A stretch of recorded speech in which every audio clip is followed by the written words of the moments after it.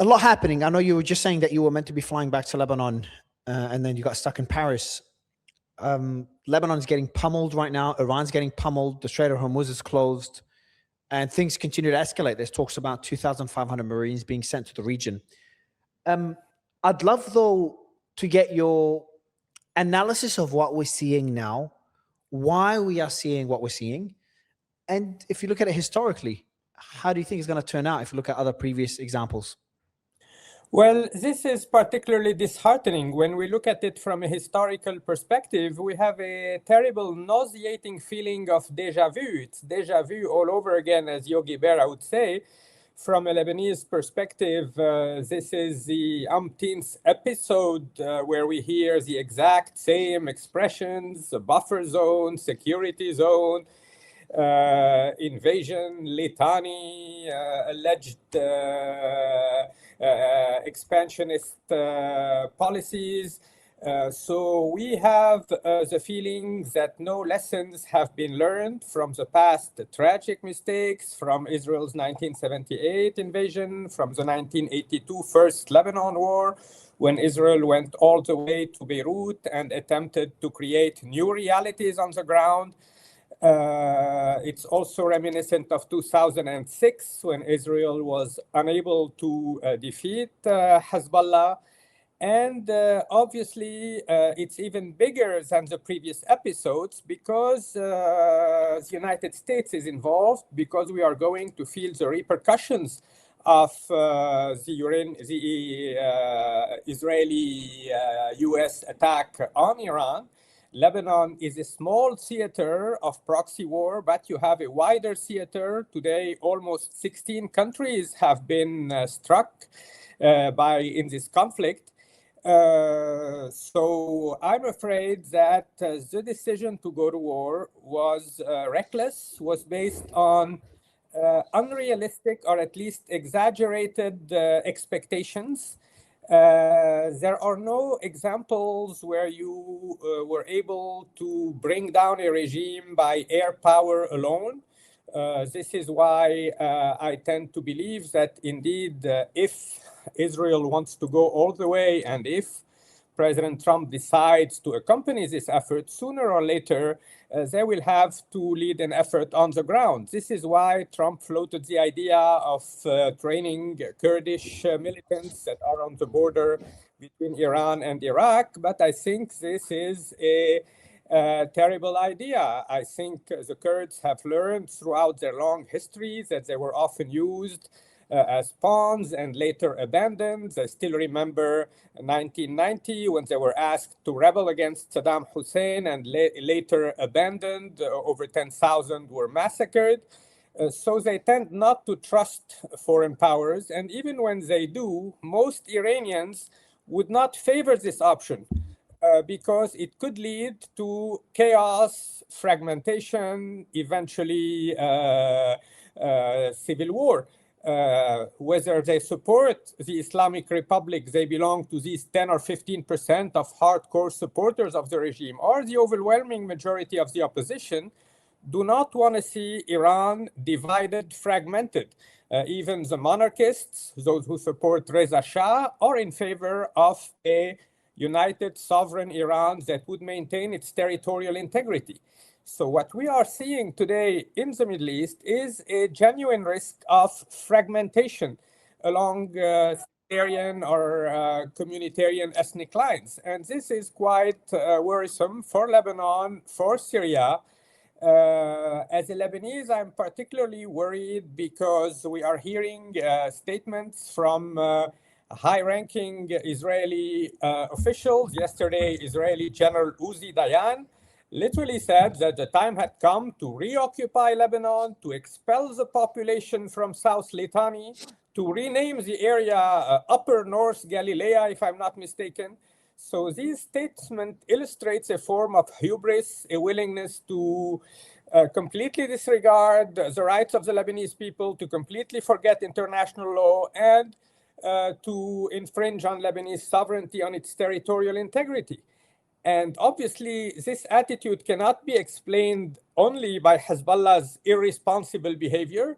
First of all, I must say that the rockets that were launched from Lebanon were the result of a tragic, irresponsible decision that seemed to have been taken by the IRGC, by Iran directly.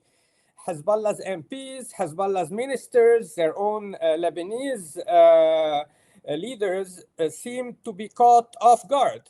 So the Lebanese have the feeling that once again they are caught in a wider conflict, and that they will pay the price of this Iranian willingness to escalate, this horizontal escalation, this Iranian willingness to widen the scope of the conflict, and of Israeli ambitions that are growing by the day. And when we hear statements like by Smotrich, like the suburbs of Beirut are going to be like Khan Yunis, most Lebanese end up paradoxically war might not end up reinforcing Hezbollah's narrative.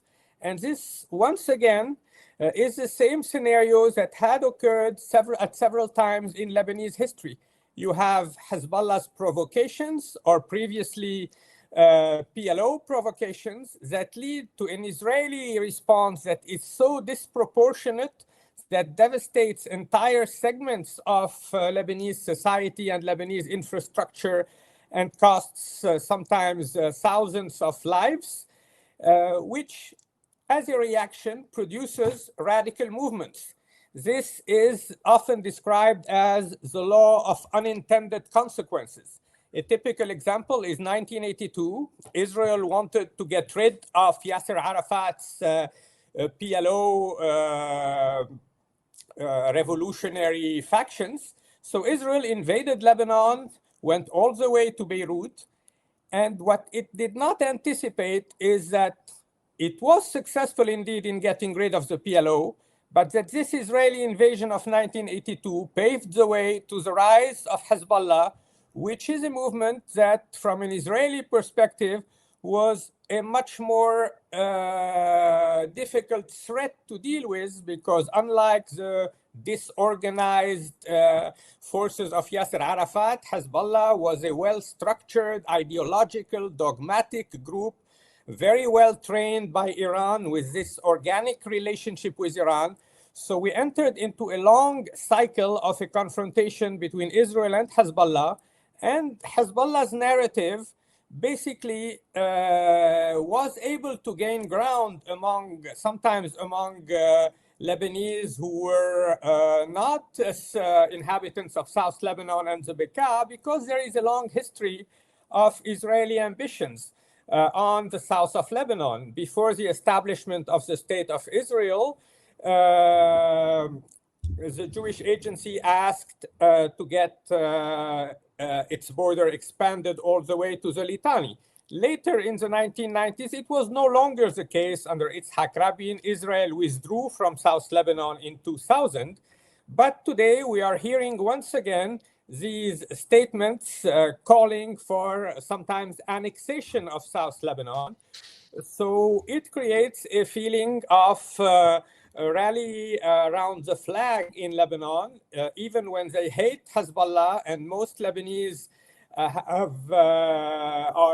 literally fed up with Hezbollah's behavior. Hezbollah no longer has major Christian or Sunni allies like a few years ago, but even those who deeply criticize, resent Hezbollah's behavior are not willing to see Israel occupy once again and expel hundreds of thousands of Lebanese. Today we are approaching 1 million Lebanese refugees. That's the equivalent of 50 million Americans who would have been expelled from their houses with very little under short notice. And you can imagine the trauma. You can imagine what goes through the head of a child when he is asked, when he hears the bombings, when he sees this massive air power, when he sees all his neighborhood flattened, he has to leave. So I'm afraid we might be creating a radicalization. When these children become 15 or 16, they are not going to become moderates or centrists. They are going to join Hezbollah or whatever group has emerged to replace Hezbollah. This is a typical historical pattern. Invasions and occupation lead to radicalization, resistance, sometimes terror activities, and the repercussions will not be limited to Lebanon, I'm afraid. In Europe, in the United States, we also might end up paying a price for this. Today, I found out that the shooter of the synagogue in Michigan was a Lebanese guy who lost family members in the Israeli attacks. Now, these family members were Hezbollah affiliates, members of Hezbollah, but nonetheless, you see that these strikes can lead to radicalization, and people are conflating what the Israeli government is doing with Jews throughout the world. So we live in a world of stupefying interdependence. What happens in Lebanon and will have repercussions elsewhere. And what is happening in the Gulf, the Iran war, will have repercussions on the global economy. Let's not forget that it was the oil shock of 1973 that put an end to 30 years of economic prosperity in Europe. It led to a long period of stagflation. And today, we are starting to witness an acceleration of this inflationary pressure that could put some serious strain on the world economy. But what is interesting is that the stock markets, the financial markets, are perhaps today one of the last checks and balances. Most checks and balances have been neutered. But if in a couple of weeks, Donald Trump realizes that the prices of oil is continuing to go up, he might want to opt out. He might rapidly lose interest in this conflict. He might want to shift his attention elsewhere to Cuba or something else. He might heed the calls of some members of his own MAGA coalition. So I see a scenario where he could declare victory. He could say that we have killed Khamenei, we have decimated the Iranian military establishment, 80% of their capabilities are destroyed, and he could opt out, but the repercussions, the entire region will continue to suffer from the consequences of this war because it was a war of choice, and because, like previous interventions, it was based on flawed assumptions, on inflated expectations. Military force alone has never been able to liberate societies or to export liberal democracy to the Middle East, despite the promises that often accompany such campaigns. Now, what we are witnessing today is quite different from the 2003 Iraq invasion, because at least Trump is sparing us the rhetoric of a supposedly freedom agenda or democracy promotion. He's not saying that he's going to war to liberate Iranian women, because we were told before the invasion of Afghanistan that Afghan women were the reason why we went to war. And then we ended up realizing that after 20 years, the Taliban are back. America spent over $3 trillion in Afghanistan, and the situation of women has never been so dire. So it was Donald Trump in his first term who asked Qatar to negotiate with the Taliban. So it tells you something when 20 years after toppling the Taliban regime, we see them back in control. In Iraq, the situation is also quite catastrophic. We were sold the idea that this intervention would produce a domino effect, would lead to a democratization of the entire Middle East. Neoconservative ideologues were the cheerleaders of this war. And what do we see? We see 5,000 GIs who were killed, over 1 million Iraqi civilians who also lost their lives. Iraqi Christians, 85% of them had to leave even before the rise of ISIS. They were the weakest link because they did not have armed militias. They did not have the support of neighboring countries. And all other regimes cracked down on their opposition, and Iran grew stronger and stronger. If Iran has become a regional hegemon today and represents such a huge military force, it is to a large extent because of past Western interventions in the region. The Iranians are chess players. They think the long term. They take advantage of their adversaries' mistakes. And today, most political scientists consider that the Iraq invasion of 2003 was one of the most tragic strategic errors of the past 100 years. And Donald Trump himself was saying exactly the same thing 6 months ago. He called out the warmongers who wanted to reshape the Middle East by use of force. And yet somehow he was convinced to join this Israeli effort and to try to attack Iran. So far, we are seeing a regime that has been decapitated, that lost its 86-year-old Ayatollah. But if Khamenei Jr. replaces Khamenei Sr., and this would be the end of it, this is a scenario that's reminiscent of the Taliban coming back to office in Afghanistan. So the problem is, I see no clear end game for the United States. The Israelis have a very clear end game. They want a new regime. Ideally, they would like their ally Reza Shah to be reinstalled, Reza Pahlavi to be reinstalled as Shah of Iran. They want to destroy nuclear capabilities, weaken all the proxies. But from an American perspective, I do not really see what is the end game. And I do not think that Donald Trump will allow this war to go on forever. However, even if the Iran war stops in a week or two, in Lebanon, it will not stop. We are hearing diplomatic sources yesterday in the Financial Times saying the Lebanon operation could take longer and longer. And I'm afraid that Lebanon will once again pay a very heavy price for these miscalculations, whether the Hezbollah miscalculation to provoke this reaction or the Israeli premeditated willingness to completely finish the job, as they say, and I hate this expression. They think they can completely eradicate a radical group like Hezbollah. And we have seen after October 7, like 2 years after October 7, that Hamas has not yet been eradicated. So when a movement has a constituency, has popular support for one reason or another, you cannot completely defeat it. Sooner or later, you are going to go through a political process and acknowledge certain grievances. Otherwise, other radical groups will take over, and we will perpetuate this endless, vicious circle.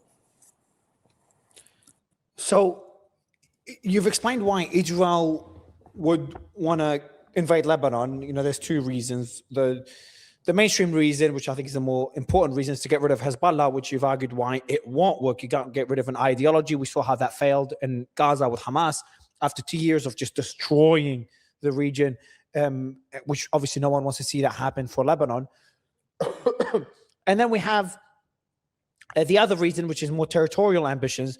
There's a fringe group that's more extremist on the Israeli side that would like to see Israel gain more territory.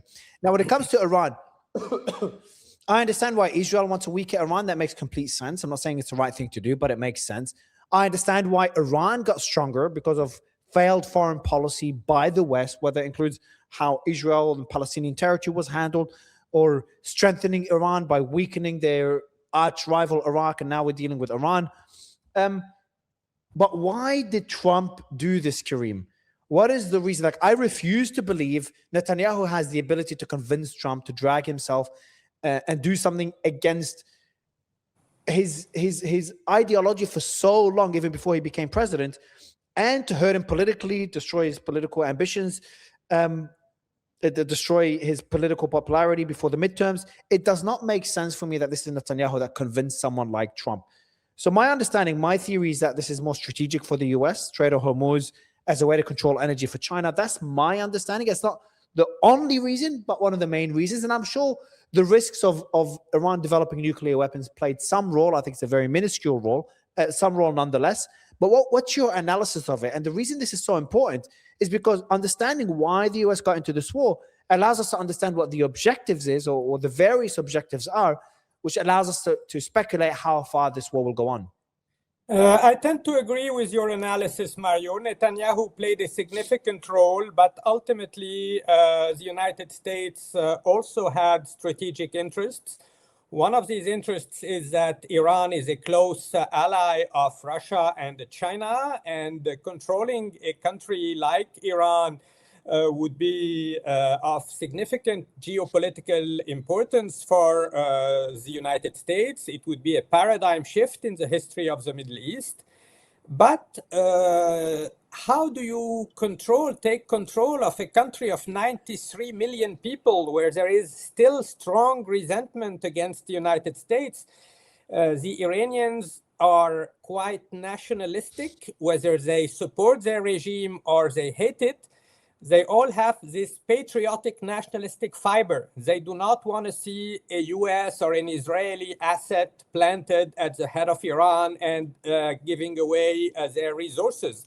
They still remember the coup d'etat of 1953 that was orchestrated by the United States and Britain to oust a democratically elected prime minister, Mohammad Mossadegh, who wanted to nationalize the Anglo-Iranian oil company, which was sort of the ancestor of British petroleum.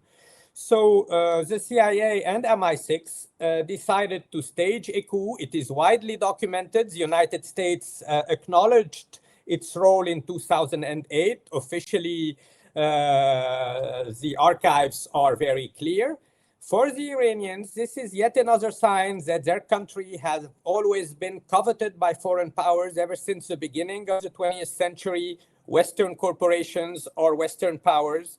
So they resent Western interventions, even if many of them today would welcome the fall of the regime. And by many, I think over 80% literally want this regime to go down. One of the paradoxes of the Iranian revolution is that this Islamic revolution of 1979 have given birth 47 years later to one of the most secularized societies, not only in the Middle East, but in the entire Muslim world. People are no longer very religious in Iran. Mosques are empty. You have a large number of atheists because they were revolted by this conflation of politics and religion at the helm. They turned away from religion itself. So if you think of Iran in terms of patterns of change and continuity, the main continuity is nationalism. It was the Shah that launched the Iranian nuclear program. It was not Khomeini. It was the Ancien Regime that was also determined to turn Iran into a regional power and to also have allies in the region. Now, the tragedy is that the United States might not have is sending contradictory signals. I was struck a few days ago when on the same day, the Treasury Secretary eased sanctions on Russian oil shipments, lifted basically the sanctions, a 30-day waiver. And on the very same day, US intelligence informed us that the Russians were providing Iran with the necessary intelligence to attack American troops or American bases in the Gulf. So on the very same day, we ease sanctions on Putin while Putin is providing help to Iran.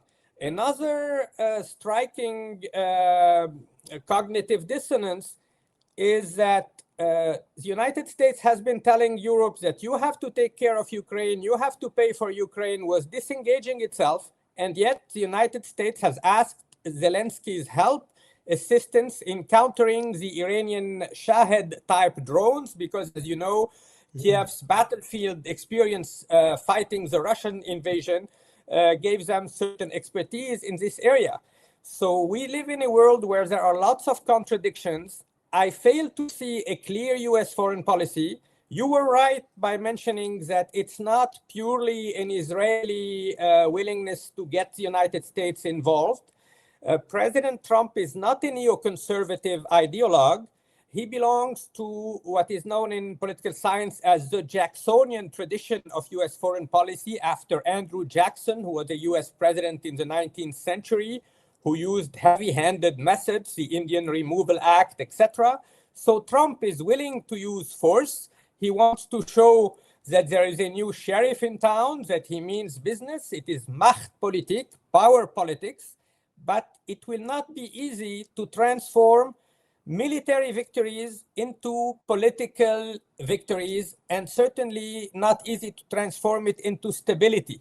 And the Israelis have been unable in the past few decades to transform their overwhelming military and technological superiority into genuine stability and security. Their permanent quest for security has been hurt by this hubris. Has it really? Has it really? Has it really? I disagree with their foreign policy, but has it really? Because all their neighbors have normalized relations. The only ones left that are a threat are Iran and their proxies. There's no other country that's a threat to Israel. And their proxies, their capabilities have been significantly eroded, and Iran barely has the capability to strike Israel now. I take it back. Iran has the capability to strike Israel, but nothing to what it had prior to this war or the 12-day war. So I view it as the achievement, especially since October 7th, but over the years, has been a tremendous success for Israel at the expense of neighboring countries and humanitarian causes, etc., especially in Gaza. But Israel's never been stronger in the region. Yes, you are certainly right that most Arab leaders, I'm talking of the Gulf leaders and several other countries, have basically accepted the normalization process and even signed a full-fledged peace agreement, Morocco, Bahrain, the UAE, etc. However, when you look at public opinion in the Middle East, it's still very reluctant. Even in Saudi Arabia, which was also in a normalization process, a Brookings Institution poll, I think, showed that 96% of Saudis were opposed to this normalization as long as Palestinian rights were not respected. When it comes to Egypt and Jordan, they signed peace deals decades ago, and yet it remains a cold peace. You don't see lots of tourists going back and forth. It is a peace that is imposed through autocracy. So Israel has yet to be accepted by its neighbors, not because they are inherently anti-Semitic, as some would have us believe, but because they feel strongly about the Palestinian case. They think that the Palestinians have gotten a very terrible, they went through decades of tragedy. They are still living under occupation. Even after the Oslo Accords, the number of settlers went from 150,000 to over 800,000 today. There is no agreement on the final status of Jerusalem, on water resources, on refugees, etc. So the Palestinian questions remains central, and I do not think we can drown it in a mega business deal between Jared Kushner and the Emiratis or Qataris or MBS. We have sooner or later to address the Palestinian question, because it resonates across the world, on European campuses, on American campuses, in most Arab capitals. If Egyptians were allowed to demonstrate in Tahrir Square, they would be demonstrating right now in favor of Palestine. And here I'm also worried about radicalization in Egypt. You have dozens of thousands of political prisoners. They will become the radicals of 2050. We should not forget that today's generation of terrorists were radicalized by the imprisonment in the 1960s, when the securitocracy under Nasser threw thousands of political opposition members in jail, and Sayyid Qutb, the leader of the Takfir school of thought, the radical Islamist who theorized contemporary jihad, was hanged by Nasser in 1966. So this created around Sayyid Qutb some sort of martyrology, and today his books are still widely read across the Muslim world. So when you crush your enemies, you have to be careful that you do not strengthen their narrative, because you are going to have to deal with the consequences. Napoleon used to say you can do anything with bayonets except sit on them, meaning you can destroy your enemies, but you cannot construct a new stable order by use of brute force. So I want to go back to the reasons that Trump did this. So we agree on the various the various the various reasons that convinced him or pushed him over the edge, whether it's U.S. strategic interest, whether Netanyahu's pressure, whether the narrative or the fear of Iran having nuclear weapons. So based on that theory, what do you think happens next? You mentioned early on in the discussion he might seek an off-ramp. You think he may find a way to end it soon, but it feels like he's digging a bigger hole for himself. A lot of it depends on what happens in the markets. If the Strait of Hormuz remains closed, the markets, the equities continue to take a hit. That pressures him further to paint this into a win, killed Khamenei, destroyed Iran's military capabilities, sells it as a win to his voter base, and maybe saves some of the alienated supporters before the midterms. That is one path, which I think I've always thought that's the most likely path. But as I wait for this to develop, I'm seeing reports of Marines being sent to the region, 2,500 Marines. The attacks on the Gulf countries are escalating. There's a strike on the Fujairah plant in Dubai today. While you were speaking, there was a strike in Kuwait on the airport just now. So Iran continues their strikes on neighboring countries. And Trump seems pretty adamant to ensure the Strait of Hormuz is open and to achieve more than an optical victory that he can sell his voters, but a more political or strategic victory, which seems more and more unattainable, but it doesn't seem to deter Trump. So based on this, what happens next? Well, I'm not even sure there is a clear vision in Washington, D.C. of what happens next. We are in a scenario where John Bolton seems to be in charge, paradoxically, where people like Lindsey Graham are making wild statements talking of a religious war. I was also shocked to see these memes on the official White House account. I mean, the time has come for the communication team working for this administration to understand that a war in the Middle East is not a video game. Human beings are dying every minute. So this trivialization of politics is deeply shocking. It is distasteful. So I can understand that they want to mobilize public opinion among the audiences that are not very familiar with international affairs. But this is certainly not the way to do it, showing Mel Gibson and Tom Cruise. So the backlash and the criticism on this was entirely justified, in my view, and including the condemnation expressed by the Vatican. I was mentioning earlier that the stock markets were one of the last checks and balances. And I must say I was also encouraged to see strong reactions from parts of the U.S. Catholic Church, several leading cardinals, and of course the first American Pope, Pope Leo, have spoken out not only against such degrading videos and memes, but against this war of choice, against this war that yet another time was based on false assumptions and risks ultimately leading to further chaos and destruction. So we have voices in the US Catholic Church, we have the stock market, and I think we have a significant portion of the MAGA constituency that is not happy with this new, what could become a new endless war, because Trump was elected to a certain extent on the hope that he would put an end on selling this idea that he would put an end to endless wars. He got rid of John Bolton, he got rid of several neoconservatives, but yet some in his surroundings are perhaps misinforming him. I mean, he said Iran is very close to getting nuclear weapons.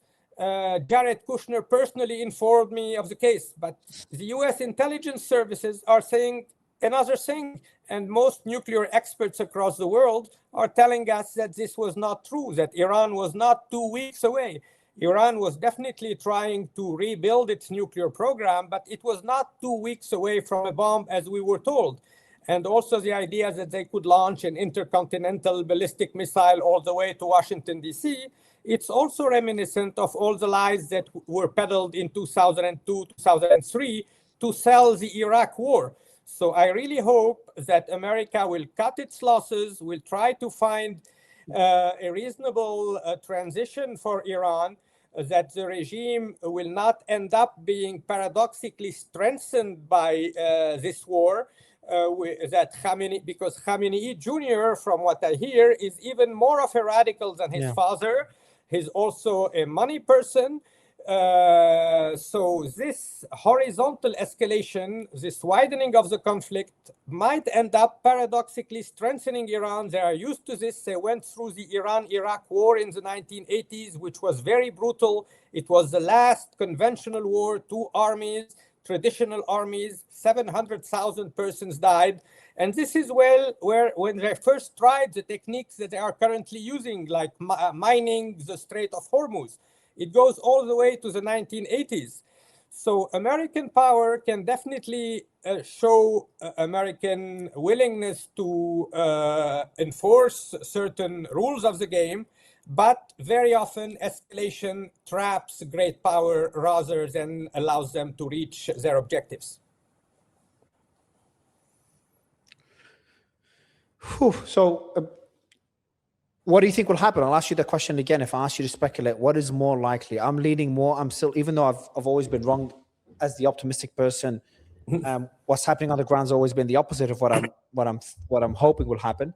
Do you think Trump will seek an off-ramp despite the various betting platforms showing the opposite? The likelihood of the war ending this month is at like below 20% for the first time. The likelihood of troops being sent to Iran is above 50%, even above 60, 70%, I think, by the end of the year. What do you think will happen?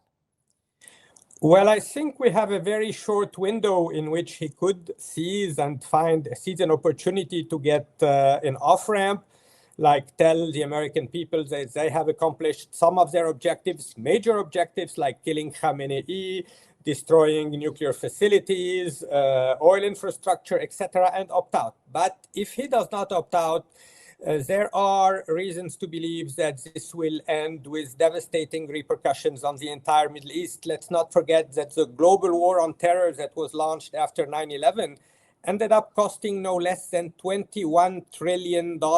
Crazy. With nothing to show for, basically. So the problem I see is that Donald Trump tends to view the world as a zero-sum game. There are winners and losers in his perspective. I tend to think that we live in a world of interdependence, and very often we can all end up losing from such experiences. It's true that America today is no longer dependent on energetic resources from the Gulf. America has become energetically independent. It's an exporter. So its prosperity does not depend on Gulf resources. However, America's prosperity still depends on Chinese prosperity, which itself is a major importer of oil and gas from the Gulf. So because of this interdependence, the American economy could suffer, and no one will, some are saying that Vladimir Putin will ultimately emerge as a winner because he has maintained decent relations with all, but I think he could also suffer. The Russian economy is also structurally much weaker than we think, and China will also suffer. So it's not a zero-sum game. We have to think to really take into consideration the risks of a global shock on the world's economy that could cost jobs in Europe, in America. Obviously, the military-industrial complex is benefiting from this. The military budget apparently is going to go from 1 trillion to 1.5 trillion. This is what the Trump administration has announced. But all other segments of the economy might be hurt. Even in Europe, buying a T-shirt from China will become more expensive because of all what's going on. And again, it is a war of choice. There would have been alternatives. Iran was definitely a rogue state exporting destabilization in the past 4 decades. And Lebanon was one of the countries that suffered from this Iranian arrogance. And here it's another paradox. When they got to power in 1979, they argued that they were fighting Western arrogance, istikbar, imperialism. And they ended up adopting at the regional level the same imperial attitudes, the same arrogance towards their Arab neighbors. They went to war to save Bashar al-Assad. They bragged that they controlled 4 or 5 Arab capitals, Beirut and Sana'a and Baghdad and Damascus, etc. So the Iranians also tend sometimes to succumb to hubris. And in today's world, no one should think that they are completely safe, that they are completely secure. Again, we are all interdependent, and the time has come to go back to diplomacy. International law is the major loser of all this battle, and all norms and rules have vanished. What happens, there's a theory that worries me a lot, And that's going from an optimist to kind of an extreme pessimist. And that's this becoming a proxy war between China and the US. So we discussed about how one of the strategic reasons that the US is getting involved in this is to have a chokehold on the Strait of Hormuz, leverage over China. China has the rare earth, has leverage over the US, as we saw during the trade war. So now the US will have energy leverage to deter any Chinese invasion of Taiwan. So that's my theory. Now, if that's the case, then China cannot afford to lose the Strait of Hormuz. And if Trump is adamant for the fall of the Iranian regime, China would do everything it can to ensure the regime survives, because that would allow it access to the Straits, which is, I wouldn't say existential for the country, but getting close to that. Based on that, wouldn't it make strategic sense for China to start arming Iran even further and militarily ensuring, without it being involved directly in the war, militarily ensuring that Iran survives the war, similar to how NATO ensured that Ukraine militarily could deter or could slow the Russian invasion and ensure no mass invasion of Ukraine? And if that's the case, what would that look like? Because that's become a proxy war between the two biggest militaries in the world. And that's where the discussion of World War III at least is on the table. Despite people like me, and I'm assuming you usually don't bring this topic up, it becomes a topic worth discussing and being wary of. Yes, Mario, you put your finger on something extremely sensitive. To get some answers to your questions, it will be important to monitor the summit between Trump and Xi Jinping that is scheduled on April 1st. So far, it has not been canceled or postponed. But indeed, things are becoming very sensitive for the Chinese. And it could end up becoming, I do not think, a military confrontation, but an economic tug of war between the United States and China. Today, something revealing happened in the Strait of Hormuz. You know, the French and the Italians were trying to negotiate with the Iranians to get some security for non-belligerent states. However, the Iranians only allowed Indian and Chinese boats to go through safely. They still consider that most Europeans are belligerent, even when they announce that they are only there to defend their allies and they are not going to join the United States and Israel. So the Chinese are indeed existentially involved. They do not want to see, they are major importers of Iranian oil. They couldn't care less about the nature of the regime. And this is something apparently they have in common with many in DC, because previously they would talk about the freedom agenda or democracy promotion. Today, I think what is important to the United States and to China is stability and a weakened Iran. But there's a difference between a weakened Iran and a fragmented and chaotic Iran that would further export instability. So in the past 40 years, it was a strong, centralized Iranian government that exported instability willingly in order to gain a network of proxies, in order to increase its military and economic power. But in the case of chaos, fragmentation, or civil war, we will also see repercussions on Syria. Syria is extremely fragile today. When you look at the opinion polls, 70% of Sunnis are optimistic, but 70% of Christians, Druze, or Alawites are extremely pessimistic.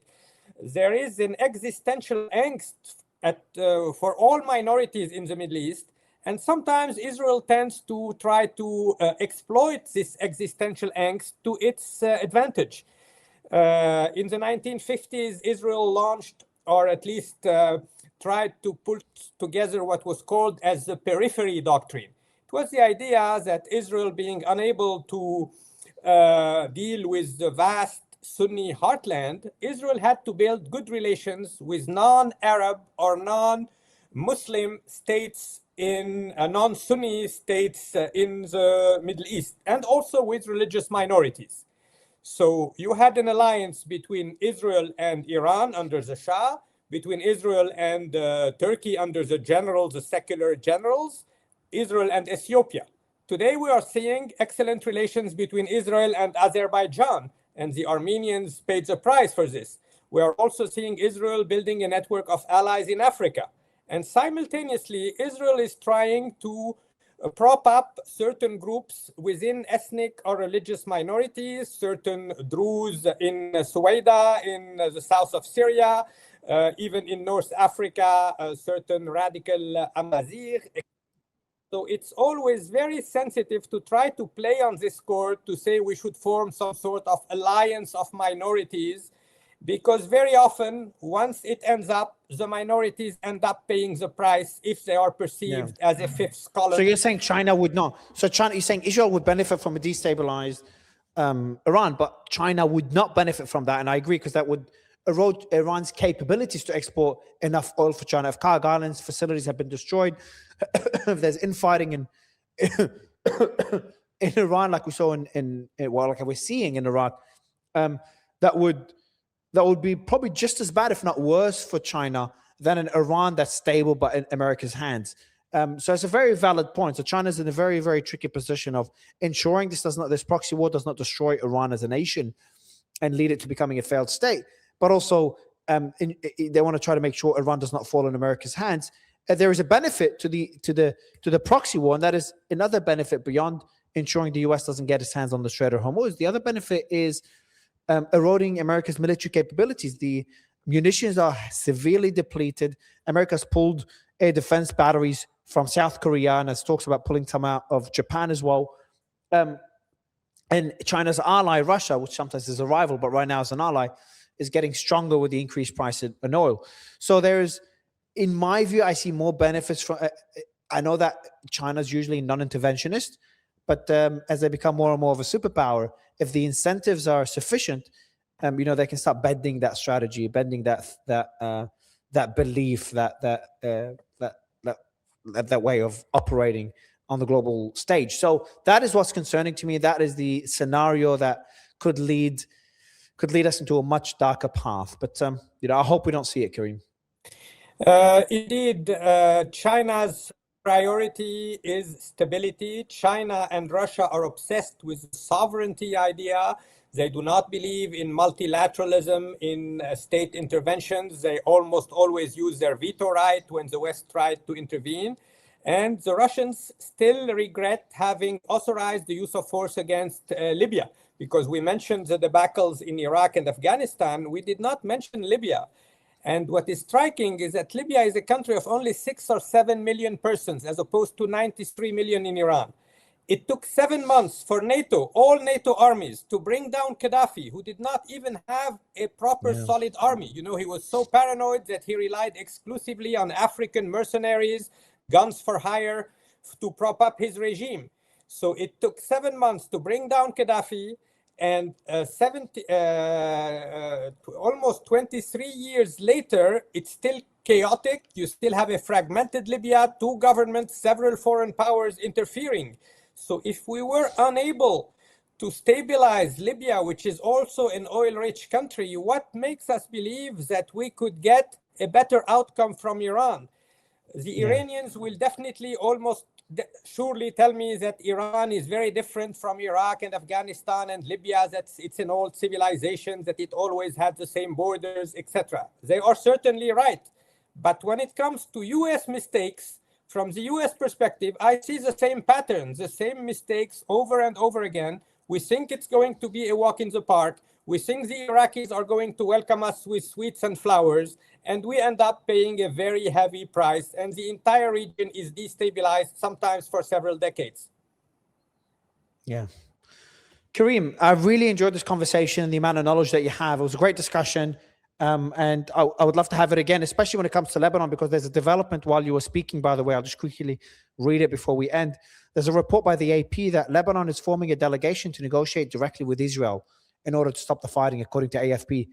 Yes, I can confirm this. The Lebanese government has put up a delegation made up of some ambassadors, a former ambassador to Washington, D.C., a senior Lebanese political scientist who knows America very well, some members of the military, and France is also offering to help these talks. So Lebanon would recognize the state of Israel in the French proposal. Hezbollah would disarm, and Israel would recognize the Lebanese borders. And I really hope we get a formal recognition by Israel of the Lebanese borders, because I'm really worried about Lebanon's territorial integrity, its unity. There is a genuine risk of renewed chaos if these hundreds of thousands of refugees cannot go back to their native places. Karim, absolute pleasure. Thank you so much for your time, sir. Thank you. Have a nice evening, Mario.